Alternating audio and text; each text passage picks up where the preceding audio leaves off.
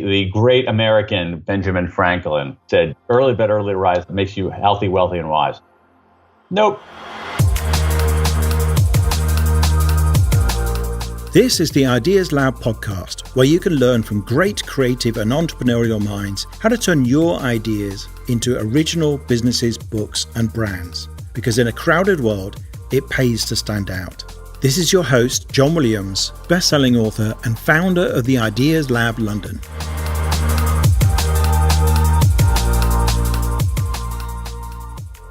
Former speechwriter for Vice President Al Gore, Daniel Pink is now author of 6 New York Times bestsellers and has been named one of the 15 top business thinkers in the world.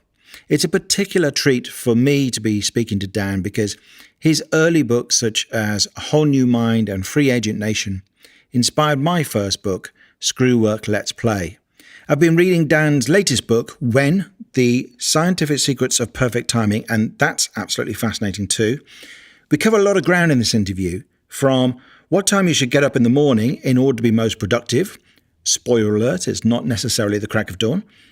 The totally different skill set you need to stay valuable in the 21st century, to how to write a New York Times bestseller. Check out the show notes at theideaslab.org/podcast to find links and details of everything Dan and I talk about, and photos and video clips from our conversation.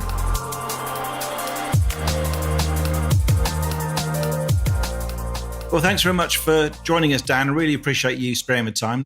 Thank you for having me. I wanted to talk, first of all, actually, when I first discovered you, I think it was back in 2008 or 2009. And I was reading this book I have right here, in fact, A Whole New Mind, which was, that was your second book, wasn't it? And that is a fascinating one that set me off on a whole different path where you'd managed to encapsulate by looking at what was happening in the world and the research that was out there.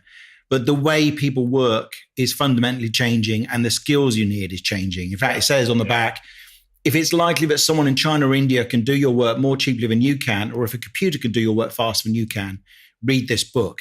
Because what you were saying was you needed a different set of skills. It's not good enough to just be smart and to have kind of logical skills and lots of knowledge. You needed other skills. I mean, can you say a little bit, just summarize quickly what those things are? Yeah. So you got it exactly right, John. And the metaphor that I use to describe what's going on is the metaphor of our brain. Our brains, your brain, my brain, all your listeners' brains are divided in half. You've got the left hemisphere and the right hemisphere.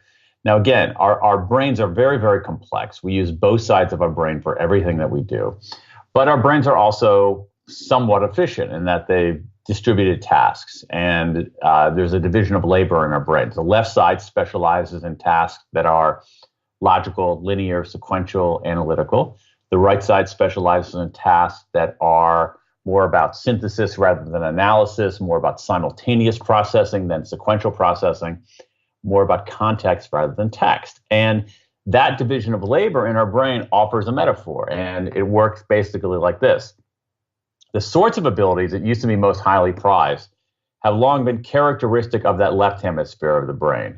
Logical, linear, sequential, spreadsheet kinds of abilities. And my argument is that today those abilities are necessary, absolutely, but they're no longer sufficient. And it's a different set of abilities more characteristic metaphorically of the right hemisphere of the brain.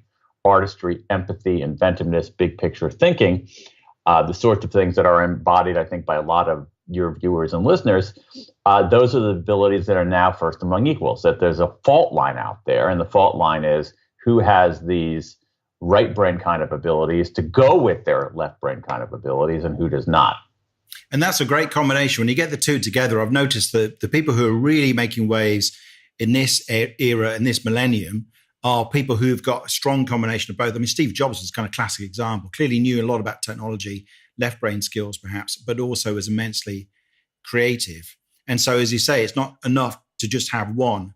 But although people have said the left right brain concept is a simplification. It's kind of it's more complex, absolutely. Isn't it? That's what I tried to explain. In fact, I spend the first chapter of that book talking about what does the neuroscience really tell us about this, and the idea that left, you're using your left brain here only, and you're using your right brain here only is nonsense. But what isn't nonsense is that there are functional distinctions between the two hemispheres of the brain, and that becomes a metaphor for describing the sorts of abilities that are necessary today. It's not as if you put people into a functional MRI that only their right hemisphere is going to light up or only their left hemisphere is going to light up.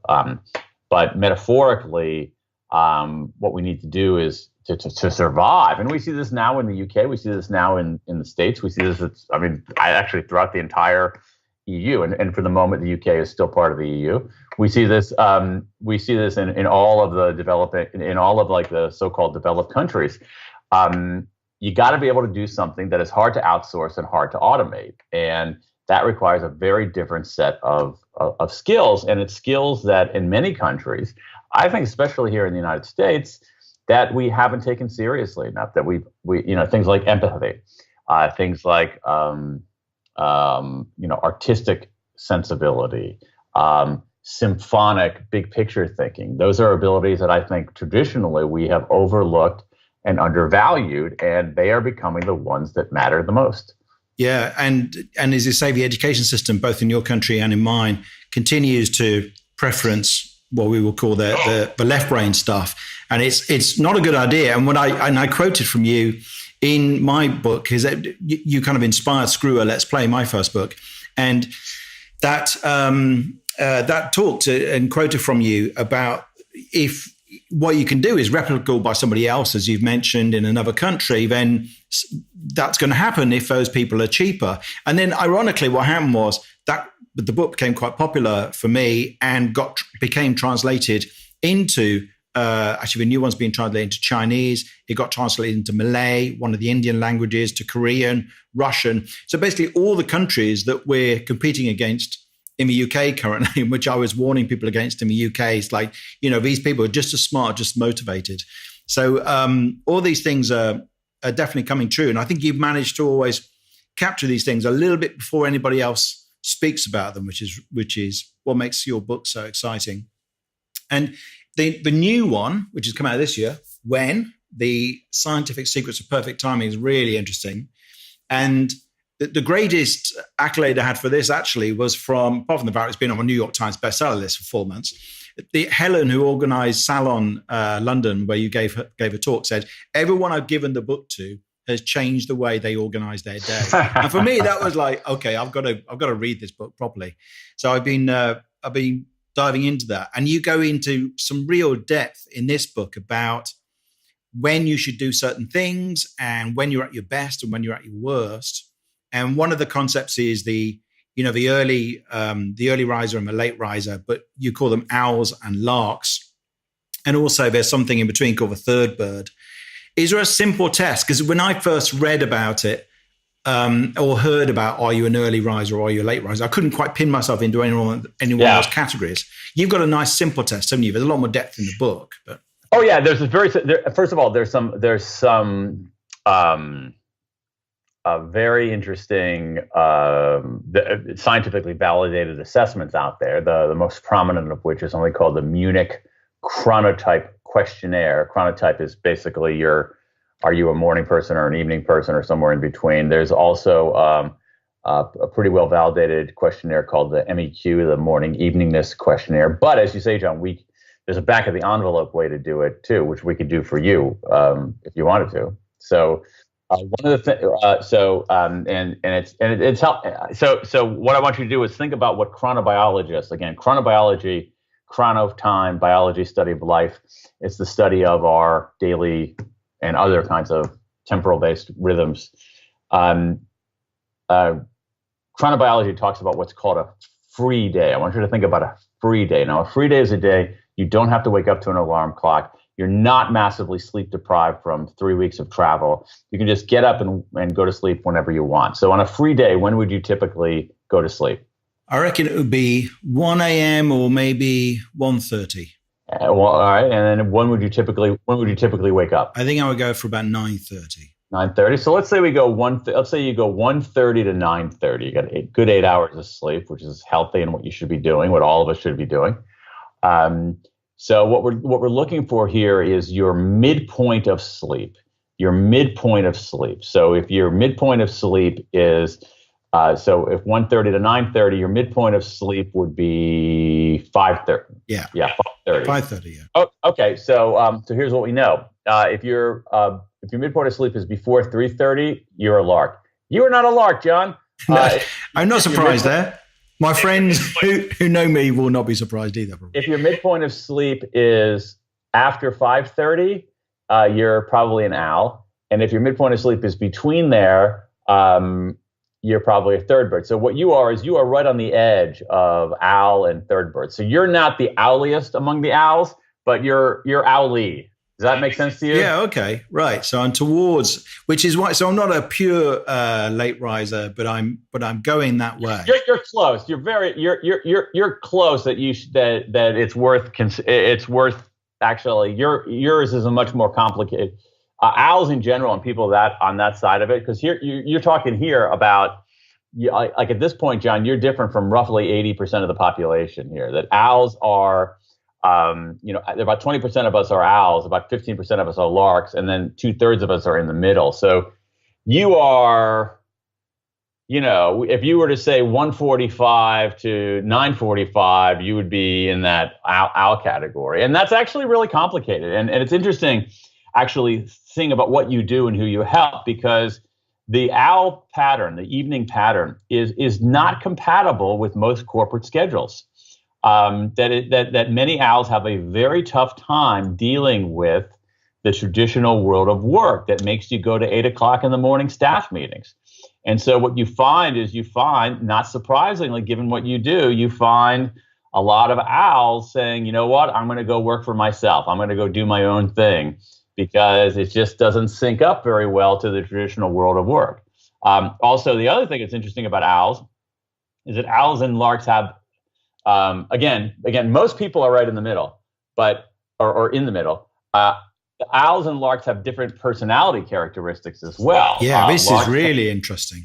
Larks tend to be very high on things like conscientiousness, more than owls.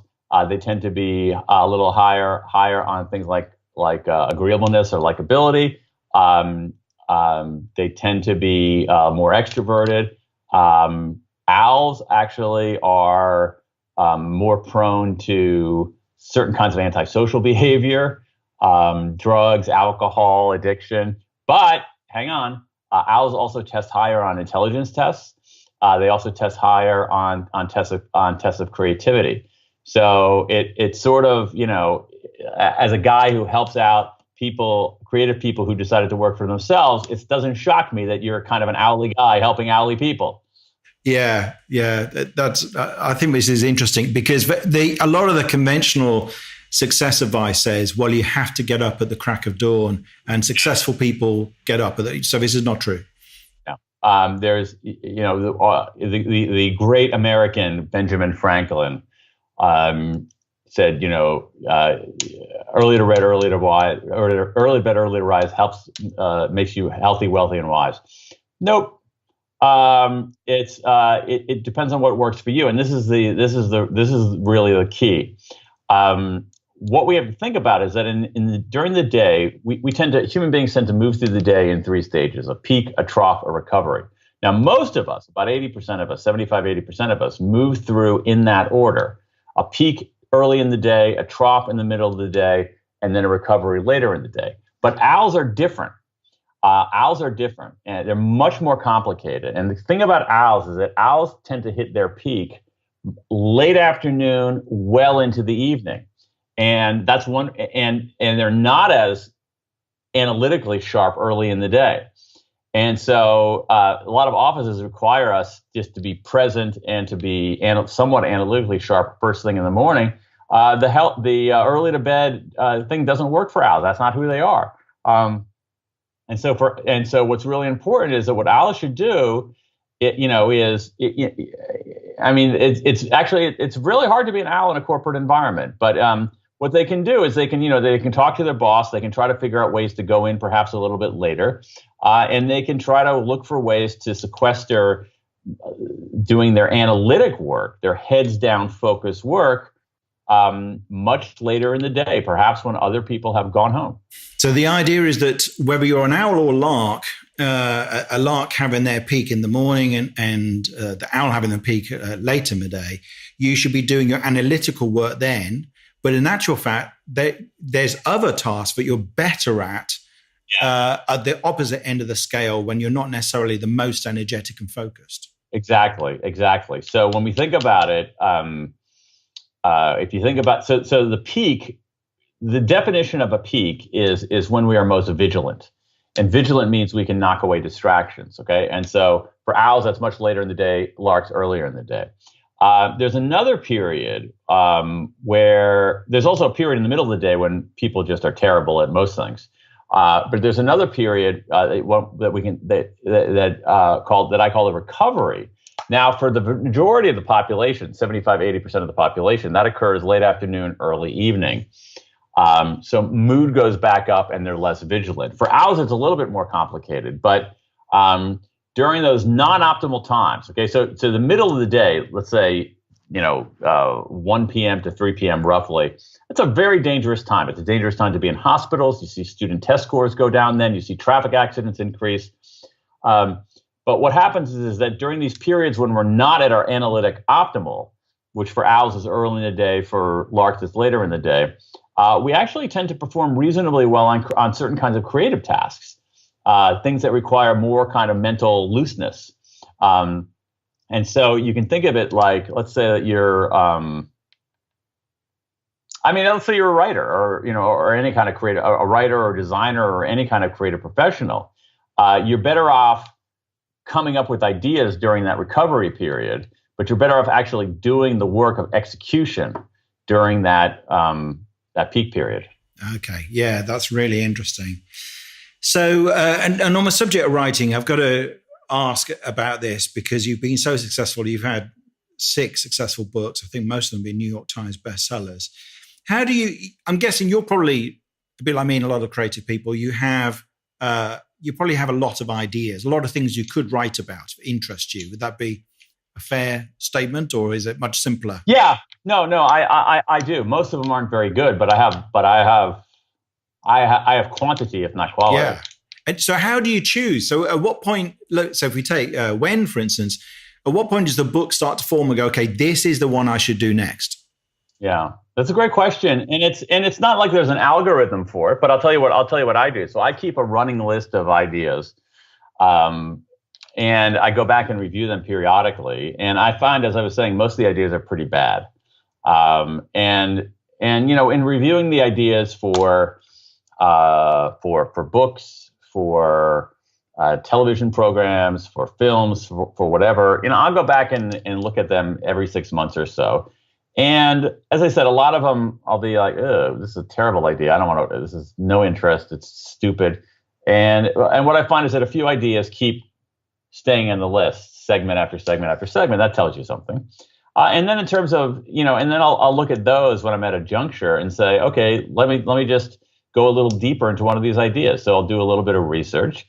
And for me, for books, I always write a pretty substantial book proposal before writing a book. And I do that really for myself because I find that, if I can't write 20, 30 pages about what this book is about, why it's interesting, why no one has done it yet, why I'm the right person to do it, why there's an audience for it out there, it's probably not a very good book. It's very easy to come up with an idea in a sentence length or a paragraph length, but you really stress test it if you try to, say, hey, let's write this as a full-fledged proposal. And so truly, for the last time I was in this position, I had an idea for a book, and I started doing some research on it, and I started writing a proposal, and I got fairly substantial way through and said, nope, there's not a there. And then I actually did a second one where I said, I just don't think this is quite there yet. And then I had been playing around with this When idea. I did some more research on it. And I said, whoa, wait a second. There's some serious research on here. And I just started writing the proposal. I said, oh my God, basically, it's like, I want to know more about this. And so it's sort of, and again, it's not algorithmic. It's somewhat intuitive, but I had an intuitive sense, geez, this is pretty interesting. God, for this last book, I mean, I really started with almost all questions, no answers, because I was making these timing decisions in my own life. I wanted to make them better. And so I wanted to read this book. And unfortunately, it didn't exist. So I had to write it.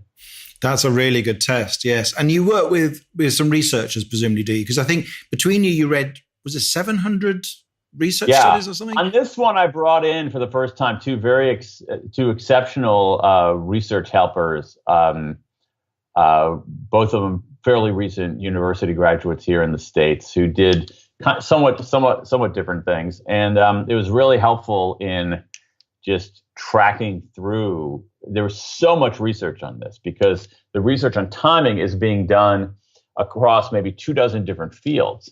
And some of the fields were things that like for me to read a paper. I'm talking to you here at my desk. I mean, literally what would happen is that like a paper in molecular, I can deal with social psychology and economics, but molecular biology, no, not my sweet spot. And so I'd read a paper in molecular biology, okay, literally sitting here at my desk. I mean, this is literally how I would do it. I have a pile of paper over here, and I'd read it through and I'd underline a word and I'd write down all the words that I didn't even know what they meant. All right. And there was a lot of them. And then I would go and look up, read it through and say, okay, I don't know. And then look up what these words meant and then go back and read it again. It was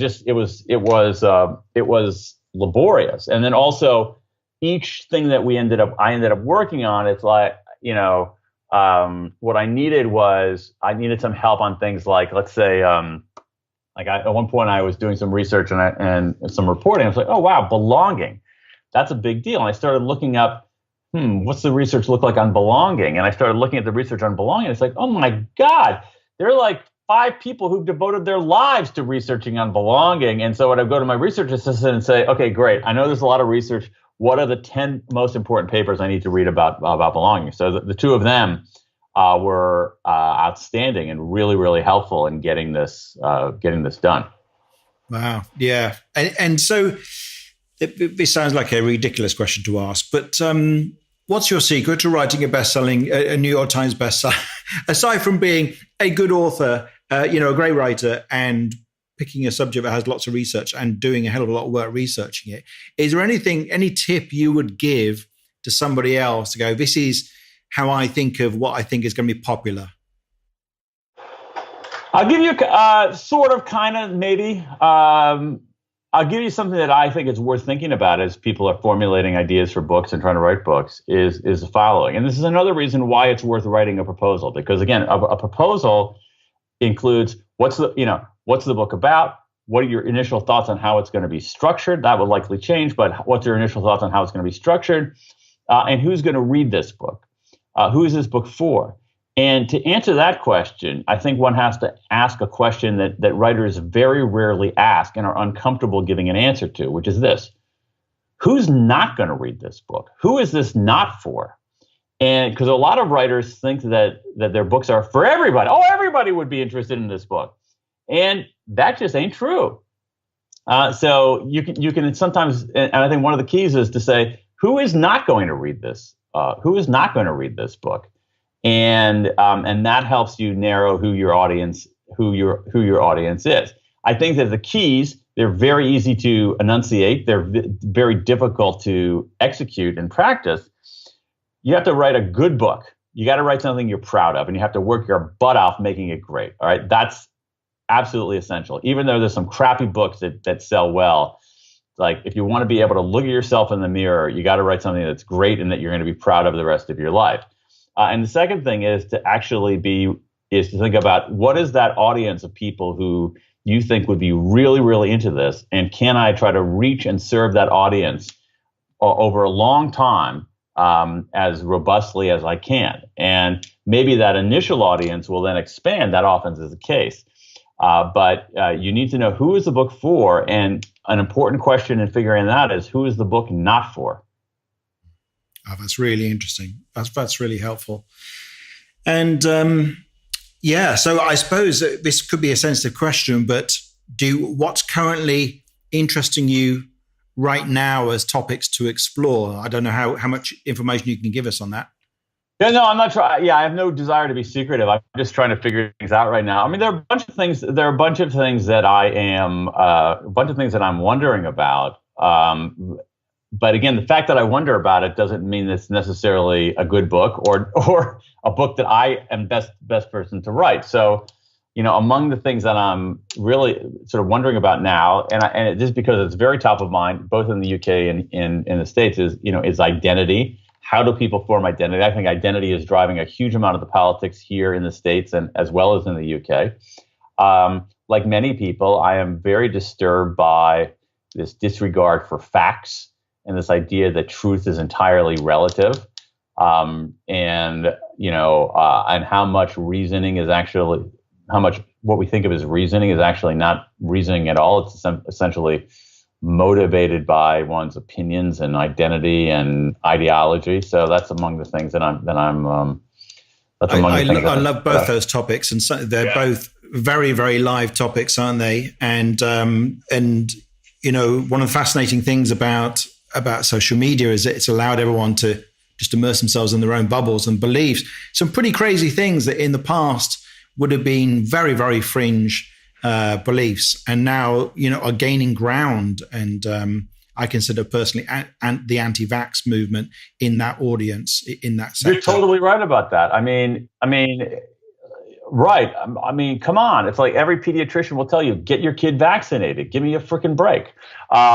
Things like that, or even things like, is the climate changing, and have human beings contributed to it? Yes. All right. That's what's going on. Now, we can have a reasonable debate over what should we do about that. All right. What's our response to that?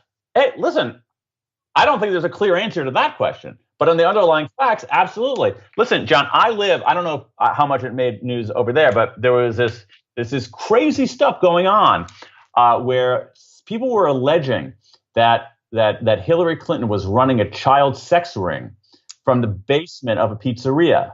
All right. That's right near me. I can walk to that place. And I'm thinking, what is, and then some crazy dude shows up with a gun at that, it being America and all. He shows up with a gun at this place. And I'm thinking, oh my God, what has happened to this? What has happened to this world? It's a bizarre situation where we've now got access to all the world's information, and it seems to be making some of us dumber, as far as I can tell, which is an unexpected outcome. Because we're seeking out what we believe to be true, and we also have and again, it's a mixed blessing. I think that in some cases the gatekeepers have had a deleterious effect on diversity of voices, and I think that they're in many ways self-replicating, so you don't hear as many voices. On the other hand, some of those gatekeepers also did some kind of hygienic job of just keeping out viruses. And so anyway, it's a really tough issue. I have cut back significantly on the time I've spent on social media, in part because of that. Yeah, no, I can understand. That's fascinating. I'd love a book on either of those subjects, and they probably both be, or either of them would be very contentious, but it would be a fascinating read. So I think perhaps we should stop there, Dan, because I know you're a busy person. Thank you so much for making the time. And for anybody who wants to learn how to structure their day and know when to do things, this is an absolutely wonderful book. So I can recommend that. And pretty much any of your books are just a wonderful read and really helpful. Thank you. So thank you. Thanks for having me, John. It's been a pleasure.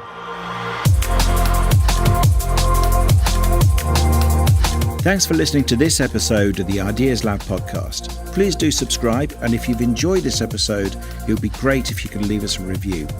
You can get links and details of everything mentioned in the podcast in the show notes, along with photos and video clips from many of our episodes. Just go to theideaslab.org/podcast.